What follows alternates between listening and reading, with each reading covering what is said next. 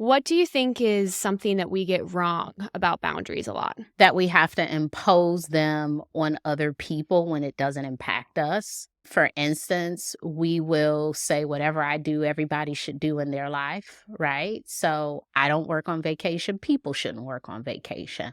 I don't like people to pop up at my house. Nobody should pop up at anyone's house. It's like we take whatever works for us and we generalize it, and that's not what works for other people.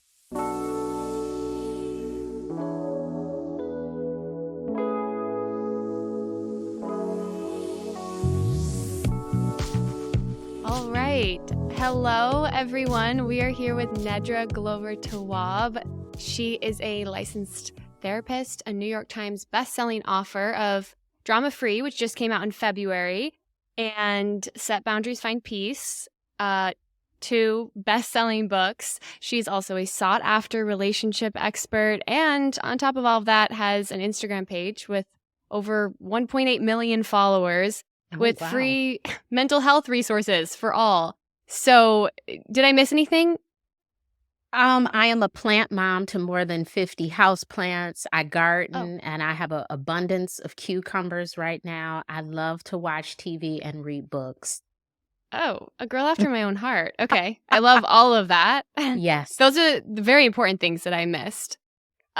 Can you I tell us a know. little I'm bit- like, you're Yeah, talking about this other stuff like books. I'm like, can we talk about my cucumber plants this summer? I know. Yeah, what's your favorite plant right now? I have this monstera that is both green and white, and it is just lovely to look at this plant. Anytime you have like a rare plant, it's like, oh my gosh. So I'm into it. Do you just like grow all your own vegetables and stuff then right now? Not all, but some, as many as I can. I am still conditioning my soil so it can be a very good garden, but I have some things that are growing quite well. Oh my gosh. Okay, so a woman of many, many talents, apparently. On the not so fun side of things, can you tell us a little bit about how you got into becoming a therapist and what you do now? Yes, I went to college with the expectation of becoming, I don't know, maybe an FBI agent or something. I watched so much Law and Order. I was like, I must go into criminal justice. Didn't I we can be all? Olivia. And I did it for maybe a semester and I was like, nope, don't want to do it. I think I found out some requirements for like being in the FBI and all these other agencies. And they were like 3 months of boot camp, 6 months of this. I said, oh no, too much work for me. Um, so I went into sociology, and when it got time to go to grad school, I went back to a passion of social work, and I tried a few different things in the field, and eventually I had an internship where I was placed as a therapist. I absolutely loved it. The rest is history. I've been doing this now for 15 years. Wait, what's this year? I was licensed in 2007. So yeah, 15 years I've been a licensed Wow. therapist. I've done other work in the field. I've been a juvenile probation officer. I've worked in youth homes. I've done a ton of stuff, but I absolutely love the work of being paid to help people. Yeah. Hey, nothing better than that, truly. That's I'm going to do it incredible. anyway. Yeah, I'm going to Yeah. help people anyway. So I'm May as well like, get paid. may as well get paid. Amen to that. Amen to that. You focus a lot specifically on boundaries and relationships, familial relationships. When did you know that that was when you wanted to focus in on? Oh gosh, when I was born into a family. Um, when did I notice I was born into a family? I don't know. When I was 4, I decided, these families need a lot of work. So, um, I think that family relationships are really complicated from what I saw and from what I continue to experience.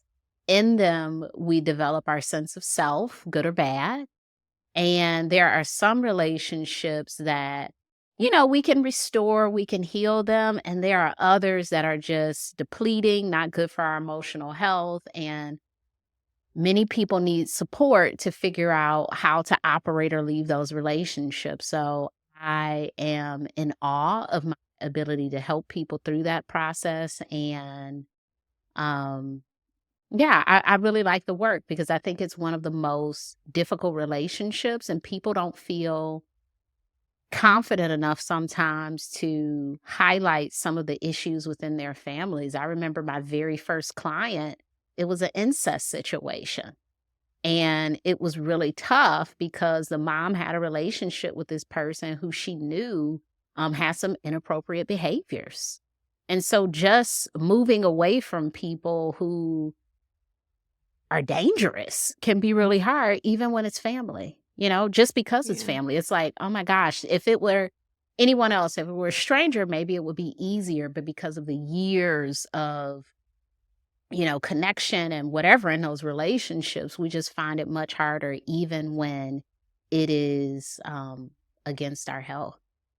Yeah, absolutely. We accept so much more in the name of having the same blood as people that we would never accept from someone who didn't share that same blood. It's a really interesting dynamic that I think you do such a beautiful job of pinpointing. Thank you. Yeah.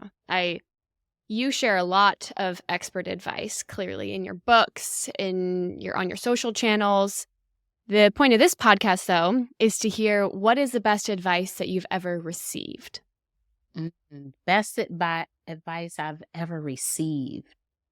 I was just talking to someone earlier, and although a huge part of my job is to offer advice from time to time, I think advice should be personal. And sometimes when people are issuing advice, it's general. It's like, you'll get over it. Everything happens for a reason. So I haven't listened to many of those things, but there are times when I talk to someone. I was talking to a cousin earlier, and she just says so many things that just made such wonderful sense. So I don't know the best piece of advice. I think I have to rely on the last piece of advice that was best. I think I was talking to someone about a relationship, and they cautioned me that, they could see that the relationship was really problematic. And, sometimes it's best to not be in certain relationships. And that was some good advice. Yeah. Have you had a piece of maybe advice that has applied to your life differently in different times? So maybe just words that have stuck with you for a long time and you've like thought back to them over and over again? Mm. No, I think I've gotten a lot of bad advice, if I'm being Well, honest. we asked that question too, so we can just skip ahead. You What's the skip worst piece ahead. of advice you've ever gotten? Oh, this was financial. I remember when I was in college, I was a walking poster board for a person who would sign up for credit cards. I probably had like 8. And I remember sharing that with a family member, and it was like, oh, it's fine. You should just get them and pay the minimum balance. Well, when that minimum balance got to a really high amount, it was no longer minimum, right? Because now you're paying it for 8 cards. That was some terrible advice. You should never get that many cards as a college student who has no money. That's some Um, good bad advice. yeah, that's some good bad advice. Other bad advice I got, at the time, I didn't think it was bad. I did follow this. This is some bad advice that I followed. A friend's mom told me, you should date someone who likes you more than you like them. And I said, oh, that's wonderful advice. I'll never lose. I'll have all the leverage. And I did it, and it was the worst feeling in that relationship with that person because I could never get up to their level of liking. I was- I just, you're cool, but the things you say about me are not the things I think about you. It wasn't a good Yeah. feeling.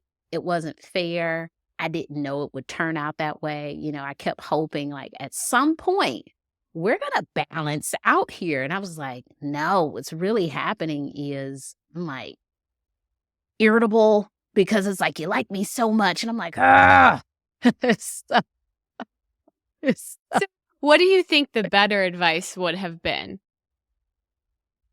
ah. Do you think you I should don't like each other the same amount? know. I think in relationships from then on, I think you shouldn't play games with people's feelings. And if you like someone, then you just like them. And it doesn't matter who likes someone more, and nobody needs to have leverage. Hopefully, you're both into each other. And we Yeah. can't even measure what that looks like. But dating someone who you like a little tiny bit and they like you a lot, that's definitely not the route to go. You want to make sure that you can tolerate a person, you enjoy their companies, you can be kind and fair to them. I think the kind thing that I did, maybe not kind to the person at the time, but I ended the relationship because I knew that moving forward would be unfair and I didn't want to lead that person on. Yeah. And maybe, so I guess that's the key. If you're keeping score, if it is a thought in your mind of who likes who more, it's probably not the right relationship. I say that I was a teenager. I was like 19, so You get some grace for that, for sure. I For think so sure. too. I think I Yeah. get a lot of grace for that. I've learned a ton since that time. Yeah. That's again some good bad advice. I like all of that. I want to lean in a little bit more to also your expertise here. You have an expertise on boundaries, and Mhm. I think that is a really hot topic now. It's become more so over the years. What do you think is something that we get wrong about boundaries a lot? That we have to impose them on other people when it doesn't impact us. For instance, we will say whatever I do, everybody should do in their life, right? So I don't work on vacation. People shouldn't work on vacation. I don't like people to pop up at my house. Nobody should pop up at anyone's house. It's like we take whatever works for us and we generalize it, and that's not what works for other people. I don't care if you work on vacation. I don't care if people just pop up over here if you're okay with it. I don't care what level of clean your house is or not clean. Like these are all your things. Yeah. I don't have to come to your house if it's not to my standard, but my house will be in my way. My vacation will be in my way. And we need to allow people to have that autonomy in their lives. So we're not saying, well, if I do this, then everybody should do it. Because I like this thing, everybody should like it. That's what we really confuse when we're talking about boundaries. Like, shouldn't they do this? Shouldn't they break up with him? It's like, well, uh, not if they don't want to. It's just like it's Yeah. for you, that is a deal breaker. For this other person, maybe not. So we can't say that if this thing happens, this is the boundary for everyone. It's like, no, it's like, what do they want to do in this situation? Yeah, that's great. I think a lot of people use boundaries as a way to remove the responsibility from themselves when in reality, through a lot of your work that I've read, it's made me realize that it's actually about taking full responsibility. And Hmm. I think we, like from what you're saying too, that's how we get it wrong. Like we think, oh, well, this is something we impose on other people, but it's really something we impose on ourselves and we stick Hmm. to ourselves. Absolutely. We impose on ourselves, we stick to ourselves, we manage ourselves, and we get out of the habit of feeling like the boundary is a way to manage the other person's behavior. Yeah, absolutely. I think what's also interesting about boundaries, and maybe a lot of women can relate to this, maybe they can't, but I feel like a large role as a woman in my life has always been like, you have to be nice. Like, no matter Mm. what, you have to be nice. And to me, every time I've tried to like set a boundary in my life, I feel like I'm being mean. Like, I feel like there's no way to Mhm. set it in a nice way. And I'm so curious to know your thoughts on just that concept of why we feel that way. Maybe particularly as women, but maybe men and other people feel the same way as well. But I think as women, there's like an extra pressure that we felt. Mm. Well, there is a pressure to say yes as a way of being nice, to be very flexible as a way of being nice, to withhold your discomforts as a way of being nice. There's a old episode of the Oprah Winfrey Show. It's now on her podcast where this guy meets with all these people who were victimized and these people had some intuition that something bad was happening to them, all women, but they overrode their intuition and said, well, I should be nice to this person. This person said, hey, can I walk you to your car?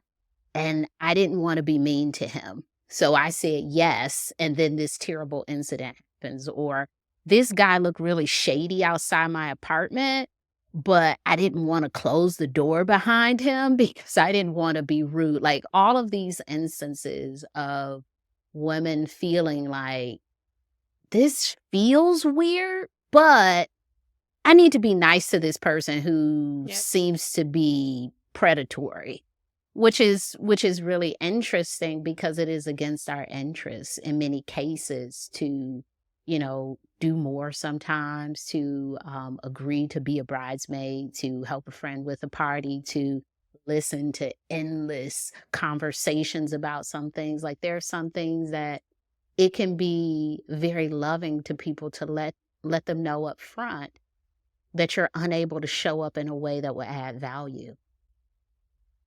I'm thinking about, I just thought about the bridesmaid thing. I want to say I've never been a bridesmaid, but I will say one time I turned down an opportunity to be a bridesmaid because I didn't have the funds available for all the stuff. Yeah. Oh, it's And outrageous. Yeah. it's outrageous. Yeah. I'm like, oh no, I can't. How much is it? $5? I'm out. It's just Yeah. like I'm out of here. It needs to be free for me to do it. No, but it is a lot of costs associated. And even when Yeah. people try to make it lower, it's like, I'm not gonna be able to show up and do a good job at this because all I'm gonna be focused on is how much we're spending. I'm not even planning the best bridal shower because I'm concerned about the cost of the cups. You don't want Yeah. me to be your bridesmaid. I don't have the right energy for the job. What I will do is be a spectator at the wedding. I will leave you a nice card with a check inside of it. So sometimes just releasing people and letting them know why and giving, I cannot help you plan this thing. Is there another thing that I can help with outside of this? Can we catch up for lunch? Can we do these other things? Is not the saying no will end a relationship. I think you continue to pursue people, you give them other options. You let them know, I would really like to go on this vacation with you, but this time of year is not good for me. Is there a time next week we can have lunch? So we offer them other things. It's not like this is the only, if you say no to this forever, the friendship is done. It's like we Yeah. have to be able to continue in a relationship after we've told someone no. Yeah. No, those are great pieces of advice you gave there. I think from what you were saying, I just kept thinking to myself, maybe then boundaries are actually like the very essence of kindness and the very essence of love because you're avoiding people getting disappointed in your actions. You're setting the expectation of what you're able to contribute, and then no one gets hurt, you and the other person. So it's funny, though, that we avoid them so much in the name of being unkind when it's the kindest thing we could do. Yeah, I've seen people sort of refuse to say no and agree to something, and then they do a lackluster job. Yeah. It's like, Yeah. like sometimes I just wish, even with home services, sometimes I was using a guy once for like painting. And then the last time I tried to use him, he was like, no, I can do it. But he kept putting it off. And, oh, I can't come to say, oh, we had to, can't, oh, and then he just ghosted me. And I'm like, I wish he would have just said, this is a really busy time for us and we can't take this job on. Yeah. I could have Yeah. moved on and found someone else and we would still have a good relationship. And in the future, I would be able to refer him and go back to him and say, hey, can you do this thing? But when you're not clear with me, it creates a level of chaos that does not necessarily need to exist. Yeah. No, that completely makes sense to me. Do you have any advice for someone who is really struggling to set boundaries in their lives right You have to practice setting boundaries to be better at it.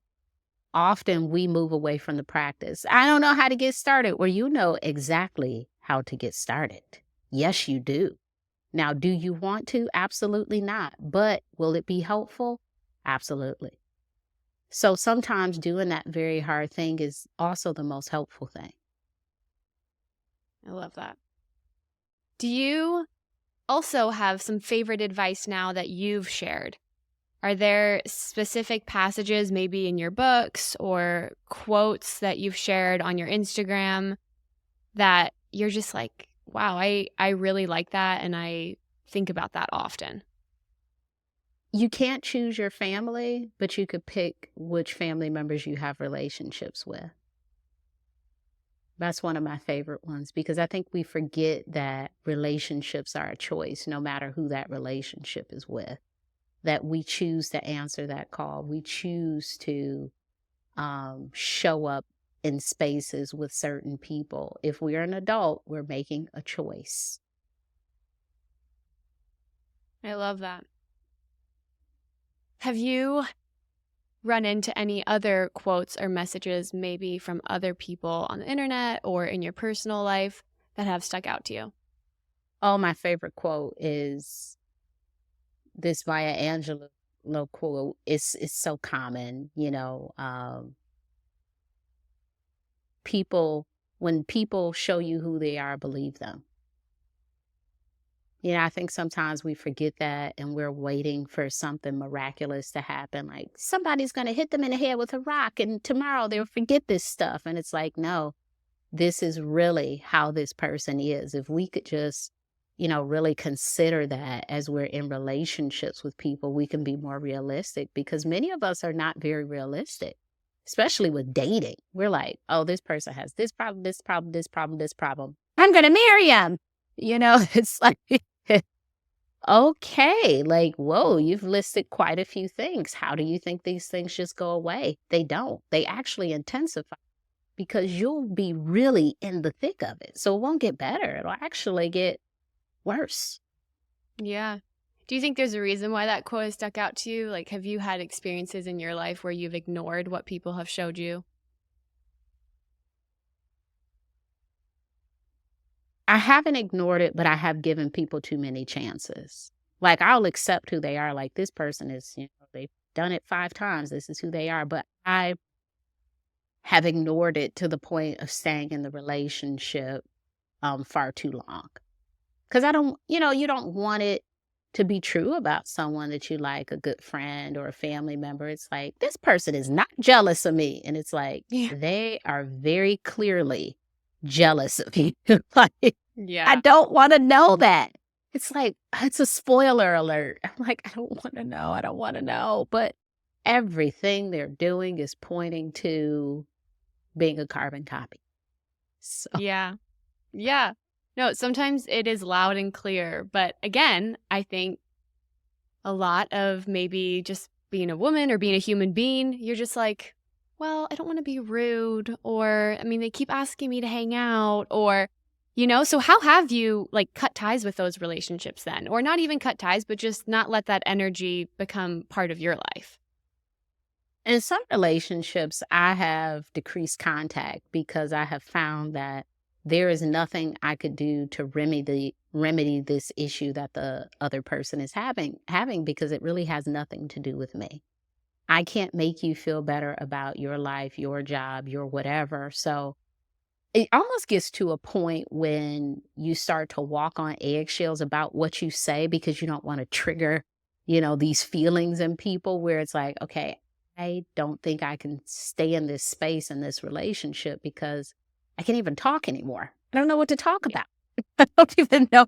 It's like, the weather. Oh, the weather. It's like, okay, I'm out of things to talk about. I would love to stay here with you, but I don't even know how to. As a therapist, I've used everything in my toolkit. I don't know what to do here. Yeah. That's a pretty telltale sign that maybe it's just not working out. Yeah, and I meant, sometimes things are my fault and I have to own up to it. Like, you know what? The other day I was just moody. It was just me being moody. You actually didn't do anything. You just woke up and that was enough for me to Mm. just be triggered. It's just like, you waking up, it just set me off. Absolutely. No, it's true. Another key aspect of life, I feel like, understanding when you're the problem, which Yes. happens often. It's not always other people.